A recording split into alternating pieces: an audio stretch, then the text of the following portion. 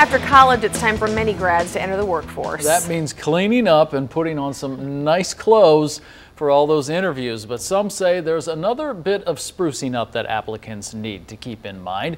Mitch Fick, who is always very nicely dressed, is live in Iowa City tonight to explain. Mitch, you look very employable. I do, and I learned from the best, Jack, so I appreciate that. You know, it's finals week down here at Iowa. You can still see behind me a few students filing into the main library on campus, get some late night studying done. Now, those students that are graduating this weekend, they move on to the next step in life. And we've all been through the job hunt before. You need to update your resume, like you said, get something nice to wear to an interview. But students nowadays know they also need to be wary of what's on their Facebook profile page and their other social media sites, because if a company looks at it, finds it on the internet and doesn't like it, it might cost them a job. Times they are a-changing, and fast.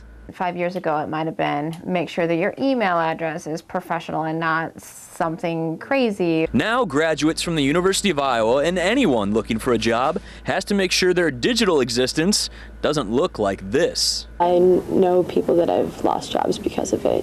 Allie Solomon will graduate this weekend and is extra careful about what ends up on her Facebook profile. My Facebook is private, but I use it as if it's not private. Angie McKee works with students in the UI's Pomerantz Career Center, and she has some pretty simple advice.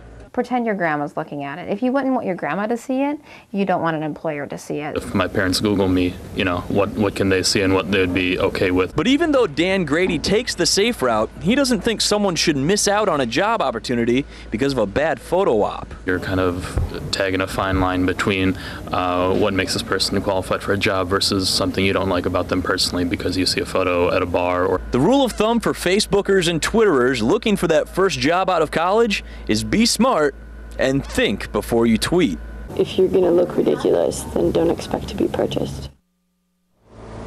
Now, Ms. McKee also had a point of advice. If you're going to use social media during your job hunt, use it to your advantage. Facebook and tweet about job topics that interest you that you'd like to be involved with. Start a blog about the same thing. She says that way when companies do Google you and look for information, they'll find things that are relevant instead of maybe a picture from a Friday night out on the town.